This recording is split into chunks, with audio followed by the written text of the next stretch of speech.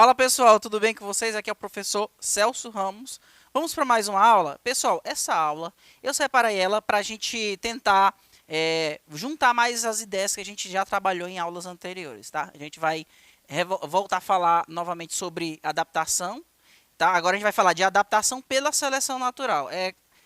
Adaptação e seleção natural são conhecimentos, são conceitos que não podem ser dissociados. A gente precisa entender onde é que é o papel da seleção natural com relação à adaptação de um ser vivo. Então a gente vai falar novamente de seleção natural, dos tipos de seleções que existem. A gente vai entender como que ocorre o processo adaptativo, tá? E os tipos de adaptação, a gente vai revisar essa questão da adaptação. Como eu já falei para vocês, o Charles Darwin, quando ele estava ainda em processo de desenvolvimento da sua teoria, ele analisou o seguinte, ele estudava principalmente baseado em Thomas Malthus, tá? Thomas Malthus. Esse cara, ele desenvolveu a teoria do malthusianismo, ok? Ele fala que na natureza existe uma luta pela sobrevivência, uma luta constante, onde a quantidade de recursos disponíveis. O que são os recursos disponíveis? Alimento, moradia, como eu posso dizer, parceiro sexual. Então, isso aí são recursos. A quantidade de recursos, ela é limitada, ok? Se é limitada, eu tenho um problema. Por quê? Na natureza, existe uma coisa que a gente chama de potencial biótico. Tá? O que é o potencial biótico? As populações de seres vivos, elas têm uma fácil tendência de se reproduzir de forma acelerada. Isso quando as condições ambientais são perfeitas. Por exemplo, se tem muito alimento, se não tem muita doença, se tudo é favorável, a tendência é que as populações que estão submetidas a essas condições se multipliquem, tá? Por exemplo, se eu deixar um mamão na geladeira, esquecer desse mamão lá dentro da geladeira, vai chegar um momento em que esse mamão vai estragar, tá? Aí você abre a geladeira, tá estragado, aí você joga lá dentro do lixo aquele mamão. Beleza, só que esse mamão lá no lixo, no lixeiro, ele vai começar a sofrer decomposição. Inicialmente, o mamão que está ali tem bastante nutriente disponível. Temperatura ambiental perfeita. Então, os fungos e bactérias que estão ali crescendo vão entrar numa explosão populacional muito grande. Vai aumentar de forma exponencial a quantidade de micro-organismos. Só que esse mamão ele vai sendo consumido. Vai acabando a quantidade de mamão disponível, né? E vai chegar um momento que a quantidade de micro-organismo é maior do que a quantidade de alimento ali. Então, consequentemente, muitos micro-organismos vão morrer por conta da falta de alimento. É a mesma coisa que acontece na natureza. Qualquer população, quando tem muita comida disponível, tá? Quando não tem predadores, quando não tem doença atacando, a tendência é de crescer de maneira exponencial. Imagina, por exemplo, um campo verde e você coloca um casal de coelhos ali. Esse casal de coelhos, se não tiver nenhum predador para pegar eles, e se tem bastante grama, se tem bastante pastagem, esse indivíduo eles vão se acasalar num espaço de tempo muito curto, eles vão se multiplicar. Tá? Agora, se você colocar um fator de seleção, como por exemplo um predador, ou se alguns desses coelhos puderem ser atacados por alguma praga, por alguma doença, essas condições elas vão regular o crescimento populacional. Por quê? Na natureza não é nada perfeito, tá? Não tem alimento abundante, não tem falta de predador, não vai ter falta de doença. Vai ter o que a gente chama de fatores de seleção. Esses fatores de seleção limitam a quantidade de recursos disponíveis. Então, quando o número de recursos é pouco, eu tenho muitos indivíduos para pouco recurso, vai ter o quê? Luta pela sobrevivência. Aí essa luta pela sobrevivência, ela vai ser de todos os lados. Vai ser do lado de quem é predador, né? Porque o predador ele compete com outros predadores, mas e vai ter também a luta pela sobrevivência no caso de quem é presa, para fugir do predador, para competir com outras presas que precisam de comer, por exemplo, pastagem juntamente com ele, tá? Então, a luta pela sobrevivência ela acontece e atua sobre todos os seres vivos, ok? Então, por quê? Porque tem quantidade de recurso limitada.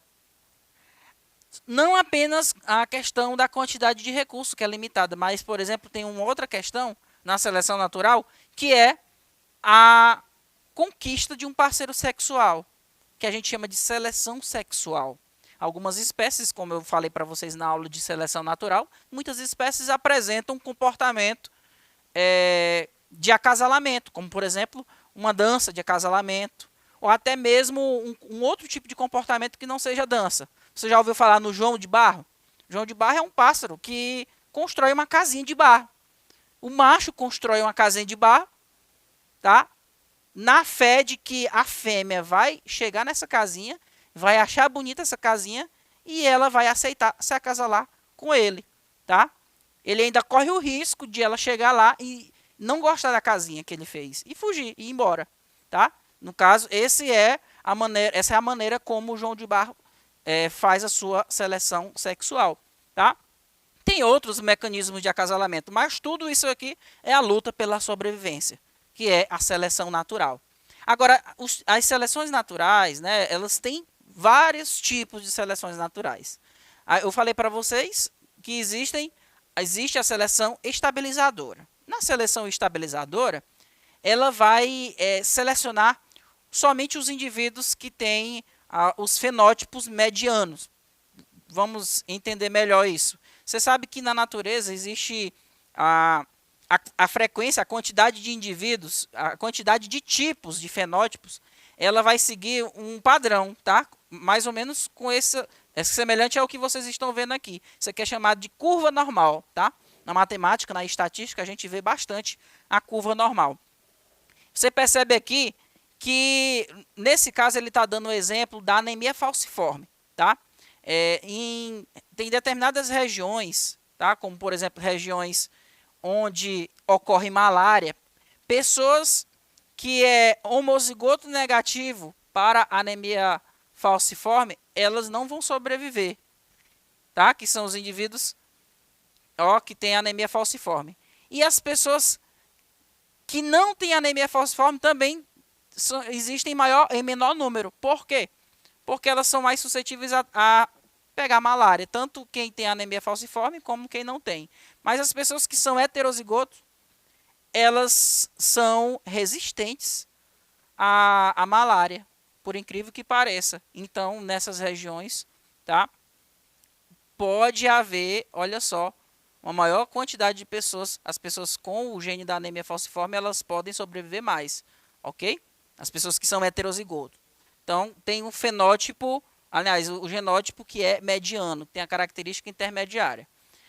Existe a seleção natural do tipo direcional. Na seleção direcional, são selecionados para que sobreviva somente os indivíduos que têm os fenótipos extremos. Por exemplo, a gente fazendo um comparativo de besouros mais escuros para os besouros mais clarinhos, quem é que sobreviveu mais aqui? Quem sobrevive mais são os indivíduos que têm a coloração mais escura. Existem maior número. Quem tem a coloração mais clara, eles existem em menor número. Isso significa dizer que nessa região onde foi feito esse estudo, esses besouros mais clarinhos aqui, né, as joaninhas na verdade, elas são vistas com maior facilidade pelos predadores, então logo elas são capturadas. Então elas existem em menor frequência. Então aquelas que têm a coloração mais escura, elas sobrevivem, tá? E aí tendem a existem em maior quantidade. Então é um fenótipo extremo, por quê? A coloração escura ela é mais extrema com relação à coloração que é a mediana, na verdade, né? Coloração intermediária. Agora, existe a seleção natural do tipo disruptiva, ou seja, os fenótipos extremos aqui, ó, tá? Os dois fenótipos extremos, eles sobrevivem, enquanto que os fenótipos intermediários, eles vão existir em menor quantidade, tá? Por exemplo, nesse local onde foi feito esse estudo, as joaninhas que têm a coloração com cor intermediária, né, elas existem em menor quantidade, diferente, por exemplo, do que ocorre nos fenótipos extremos, tanto que tem a coloração mais escura, como quem tem também a coloração mais clara, tá? Além da seleção natural ser atuada, como, por exemplo, a questão da quantidade de recursos, nós temos também a questão da seleção sexual, como eu já falei para vocês. Eu coloquei essa figurinha aqui para a gente analisar. Nós temos aqui dois machos, né? Ele diz, um fala o seguinte: vai, cara, admite, você gosta dela. Aí o outro diz: não viaja, admite. Aí o outro fala: admite, cara, você gosta dela sim. Que nada. De repente chega a fêmea e como é que é o comportamento do indivíduo? Isso aqui é um comportamento aqui de seleção sexual, tá? Só para a gente entender que na natureza os seres vivos eles podem assumir determinados comportamentos também. Agora, toda essa seleção natural ela tem como objetivo selecionar quem é que está mais adaptado ou não. Quem não está adaptado, ele é selecionado negativamente, ele é eliminado do ambiente. Quem é selecionado positivamente, quer dizer que a seleção permite que ele sobreviva e ele consegue transmitir essa característica para o descendente, tá? Isso porque esse indivíduo ele já está adaptado. Agora, como é que os indivíduos que estão adaptados, como é que eles conseguiram adquirir essa adaptação? Na verdade, é um processo que leva milhares e milhares de anos, de acordo com a teoria de Darwin, tá? Ao longo de muitas gerações, aquelas características menos adaptativas foram sendo eliminadas, tá? O termo adaptação, ela vem do latim adaptare, que significa tornar apto. Significa para os biólogos a capacidade que todo ser vivo tem de ajustar-se ao ambiente, isto é, de transformar-se em resposta a uma alteração ambiental. Segundo Lamarck, se eu tenho uma alteração ambiental, o indivíduo ele vai tentar se adequar. Já o Charles Darwin, ele diz que o ambiente ele já tem aquela necessidade de você se adaptar, mas os indivíduos que estão ali já têm que ter a característica adaptativa, tá? A capacidade de adaptação está indissoluvelmente ligada à manutenção da vida. Essa adaptação ela pode ocorrer em dois níveis, pessoal. Ela pode ser a nível de indivíduo, tá? Quando, por exemplo, eu como um indivíduo, quando eu me torno adaptado ao ambiente, eu estou promovendo uma adaptação individual. Ela vai depender do que a gente chama de homeostase. O que é homeostase? Na homeostase, o indivíduo ele percebe as pressões ambientais e se ajusta a elas. Vou dar um exemplo aqui para vocês. Sabe quando você está num ambiente frio, você começa a ficar com muito frio e você começa a ficar o quê? Você se treme todinho, né? Esse tremelique que você apresenta é o seu corpo promovendo movimentação para gerar calor. E esse calor manter a sua temperatura corporal. Olha só que interessante.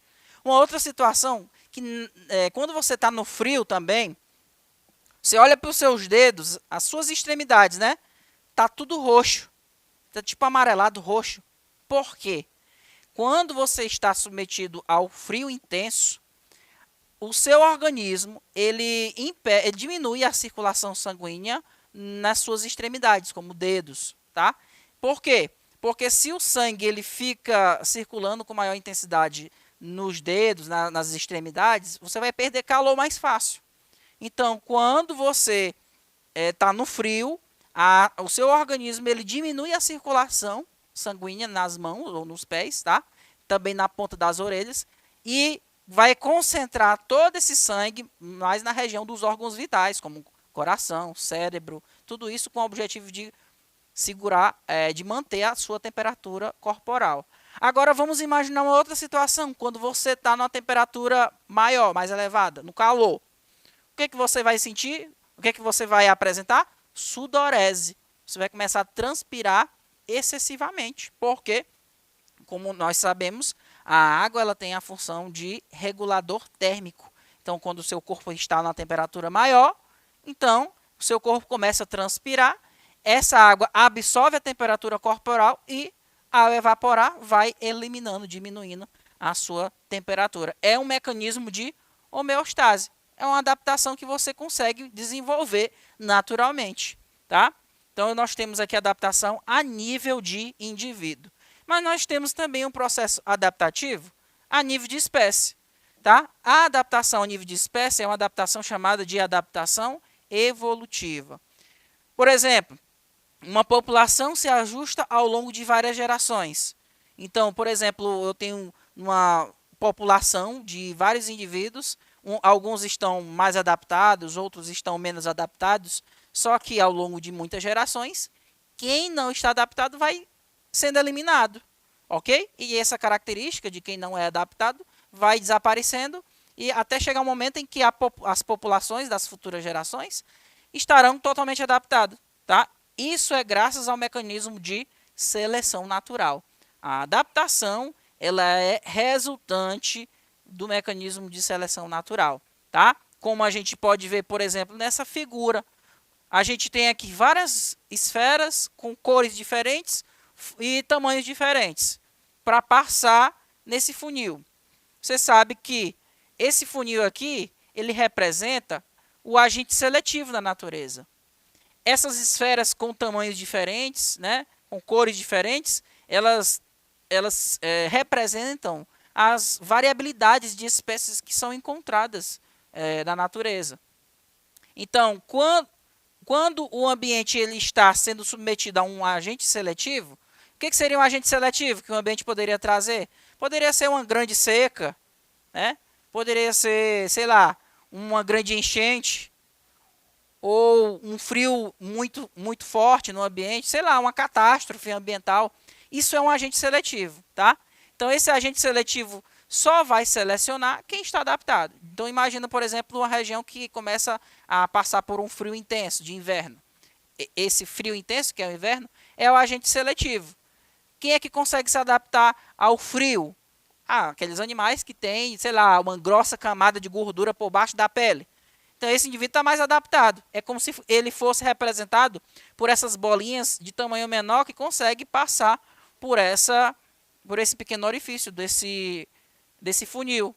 Então, eu tenho o agente seletivo e só passa pelo agente seletivo quem apresenta uma característica que faça com que esse indivíduo seja bem adaptado, tá? Então, na primeira geração, eu tenho muitas espécies, vários tipos, né, de indivíduos.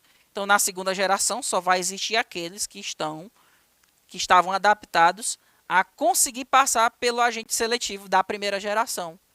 Então, isso aí é adaptação evolutiva, que é a adaptação que ocorre a nível de população, tá? A adaptação individual ou homeostase é essa aqui que eu mencionei para vocês, da questão do calor. E tem outro tipo de adaptação individual, no caso de pessoas que vão para regiões de grandes altitudes, que o oxigênio é rarefeito. O organismo ele começa a produzir mais hemácias, que são glóbulos vermelhos também, tá?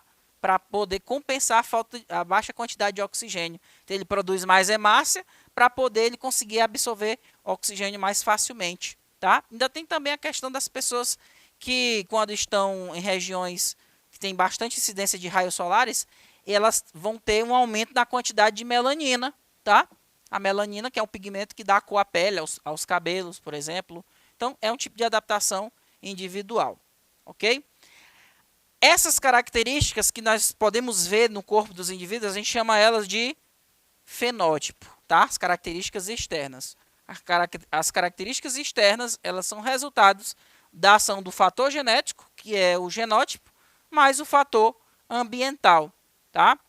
Grande parte dos genes é capaz de mudar a forma de expressão conforme as condições ambientais. Isso a gente chama de norma de reação, que é a capacidade de um genótipo produzir diferentes fenótipos em resposta ao ambiente.